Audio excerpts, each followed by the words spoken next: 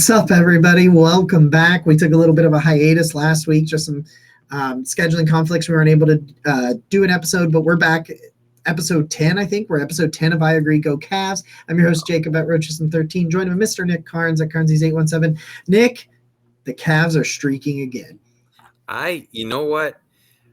That first win streak was a hell of a ride, and then they go to the West Coast, they fall off a little bit, and they couldn't win forever, right? But to bounce back like this, I mean, now you're winning 4 in a row again after a losing streak. I mean, that shows tremendous fortitude and just what this team really is made of, and I'm so encouraged by it. Like tonight, you get another big home win. You're inching closer. I think the last time I checked, they were 3 wins out of the most wins in the Eastern Conference. So you're still right there, despite that losing streak. And that is exactly where you would hope they'd be. Yeah, and you know what? It didn't even start out the way you wanted it. You go to double overtime against the Hornets to start out this homestand, which you, of course, did win, but they were down their top 2 or 3, 4 players. I can't remember, but they were missing quite a bit of players when you go against them, and it gets pushed to double overtime, and guys have tired legs, and that was their, I think, 3rd game in 4 nights or something like that to start the homestand, which, of course, the homestand had some nights off and some back-to-backs, but you can tell the difference on the West Coast or any kind of road trip versus multiple games at home where you're able to sit and enjoy and go to your house at the night and stuff like that. But yeah, the fortitude, I think that's a good place to start, because you lose those games and some of them you maybe, like the Milwaukee game, they really weren't in it in the second half all that much. They kind of got a little bit close and Milwaukee gets away. And then you're starting to think, okay, maybe we overreacted. Maybe we blew up, the significance of an 8-game winning streak at the beginning. We're just trying to figure this out. And all of a sudden, I would argue they looked better after the Hornets game. They look better on this winning streak than I think they looked in the 8 game. Yeah. You know what? I think we're really starting to see the development of the chemistry between Donovan Mitchell and Darius Garland.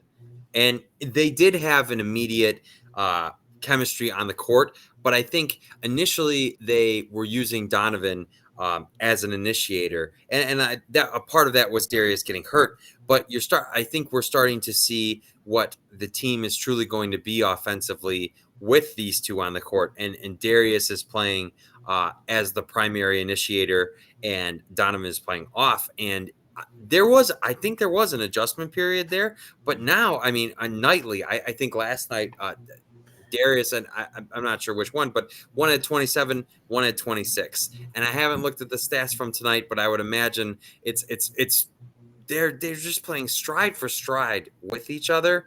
And it's so much fun to watch. It's honestly, it's far exceeded my expectations for early in the season when you make this type of magnitude of trade. Yeah, we kind of, I don't know, we say this a bunch of times with them and we just say, oh, yep, they didn't need the adjustment. And then all of a sudden it was yeah, they did need the adjustment. And then you're like, oh, wait, the adjustment was 2 to 3 games, 5 games, whatever it was. And all of a sudden, okay, so we are recording this. This is coming out probably on Thanksgiving. But so the game just goes final. So Jared Allen, 24 points, 13 rebounds. Darius Garland, 24 points, 12 assists. Evan Mobley, another double-double, 10 and 12. Donovan Mitchell, 34 points in 31 minutes. Wow. And Lamar continues to be 28 minutes, 12 points, 1 rebound. He continues to be the kind of player when I look at him and I say, I said this the other day, that even when the Cavs get healthy and LeVert's back and Wade's back and Love, and they're all there consistently, and Wade did play tonight a little bit, about 18 minutes, but And Lamar Stevens, they're trying to figure out their starting role, and Stevens has really stepped up. And for a guy like me, I really didn't really know who Lamar Stevens was going into this year. Now all of a sudden he's on the court and playing valuable minutes, and I've really enjoyed watching JB try to figure out these rotations and just trying to figure it out. And now I think it's like this is 5 or 6 games in a row now where they have made this starting five, and the way they're in Levert, of course, is out right now, but the way they've been rotating it through, and Levert being like one of the primary ball handlers off the bench and some things like that, I really think that the Cavs are slowly figuring each other out, like as a rotation, so that they are not only does Darius and Donovan have this thing figured out with them each other, but they also have things figured out with Dean Wade, with Isaac Okoro, with like and Okoro. I give him some credit. I know offensively it hasn't been there as much. He did make a couple threes the other night in the same game, but Okoro is looking like the player. Like we always say, well, he's great at defense. At least he plays great defense. And it kind of was like at one point he was fouling a bunch instead of playing great defense. And I think he's finally back. And you're starting to get like three or four players a night off the bench turning in solid minutes. Yeah, you know what? The depth is really something that I underrated entering this year because you're starting to look at it now, and the Cavs have also dealt with injuries. Ricky Rubio hasn't even stepped on the court for you yet in a live action game, and I honestly, I don't think it's an exaggeration to say that they may have one of the deepest benches, at least in the Eastern Conference. I'm starting to I'm thinking about some of the guys that came off the bench off some of the Cavs previous finals teams. And I mean, Kevin Love is well, Kevin Love was coming off the bench sometimes then, and now he's playing some of his best basketball now, especially shooting. Um, and then you've got guys that are just it's nightly. Like sometimes it's Jetty Osman. Sometimes Dean Wade has he was hurt and he was starting, but when he was coming off the bench, he was making big shots for you. And you're just starting to see it. Even Robin Lopez has been key for you. So that's probably my favorite thing is you saw how badly injuries just dismantled the Cavs last year to where they were almost a shoe-in for the playoffs at one point. And then you had Jared Allen and Evan Mobley and Darius Garland, and they all took turns kind of getting hurt. Whereas now, Kevin Love's been out for some time. Dean Wade's been out. Ricky Rubio hasn't played. Karis LeVert is hurt now. And you're still now you're on a 4-game win streak. And yeah, Darius Garland missed what, 6 games? True. Yeah. Like it's insane. Like, and you said we were watching the game together earlier, recording the Barking Browns, but also just talking for this in the second half, and it was interesting because this really builds off your point. Was there was a moment in which Garland appeared to be hurt, where first we thought it was a whap in the face, and it was kind of a whap in the face, which is getting ridiculous. People quit. Honestly, come on, quit. And it was getting a little bit ridiculous, but he gets like a knee on the outside of his leg, close to his knee as well, which is kind of where you're worried because the knee on, that kind of those things could be. And we're like, oh man, like, and he stayed in for a second, and then they call a timeout, and he gets off the court, and you're like, okay, let's see, maybe it's just a stinger. But we were just like, well, I mean, Mitchell's shooting lights out. Jared Allen was dominating very, he ends up, what did he finish with? 24 points. He was playing really well. And, you can always lean on Evan Mobley. Sometimes they don't. That's the thing sometimes with Mobley's stat line. When you watch that game, you're aware of Evan Mobley the whole time. So even that stat line might not say it, but you could have leaned on him if Darius was out. Mm-hmm. But I don't know about you, but for me, when that happened, if Darius was going to, let's say they, as a precaution, they held him out, it didn't change how I thought that outcome was going to be.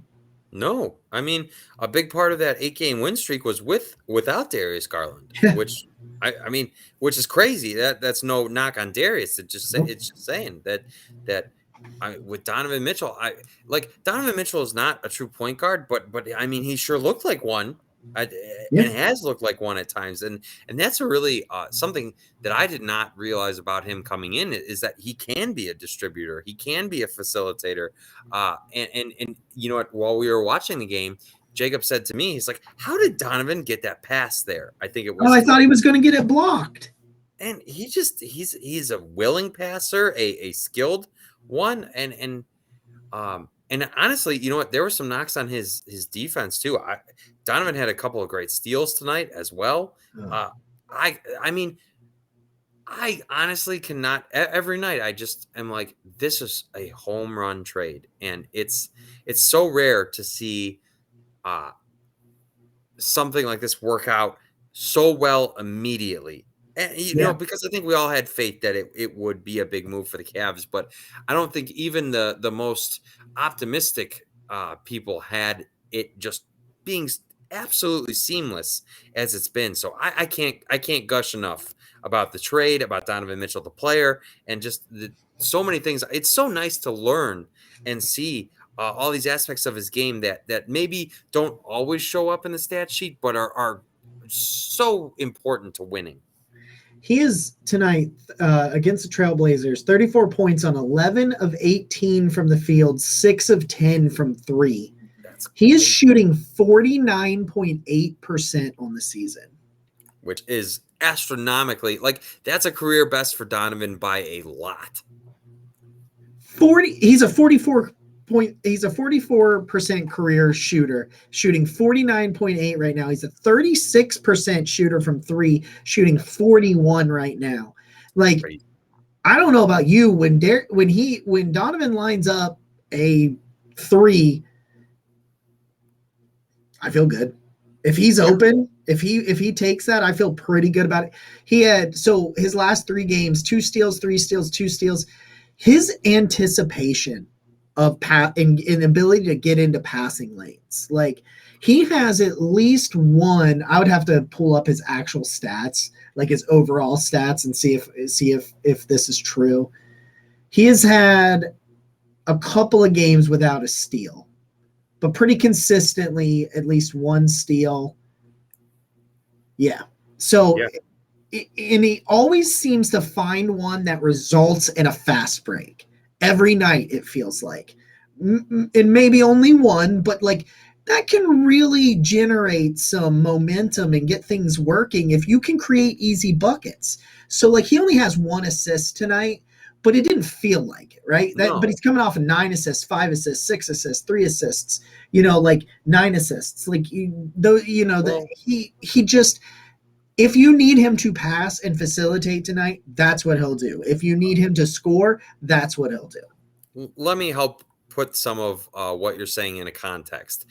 So far, with in his 2022 season with the Cavaliers, Donovan Mitchell is averaging his best points ever, field goal percent ever, 3-point percent ever, just a point one off his rebounds, best assists ever, and tied with his highest steals.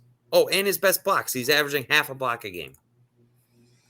So, He has made some legitimate LeBron blocks. yeah.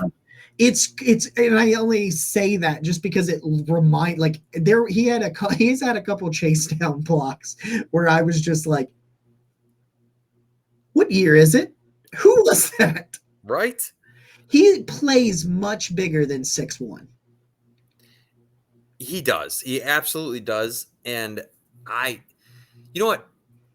I'm so used to a player like Donovan is such a unique player in that he is an absolute force. He was an absolute force tonight, but it doesn't ever feel like he's truly ball dominant out there. It doesn't feel like he's unwilling to share, and that's the most surprising thing to me. It's like the efficiency he showed tonight. Like Donovan wasn't dominating the ball all night, and still he's your leading scorer and did so in grand fashion, making 60% from three.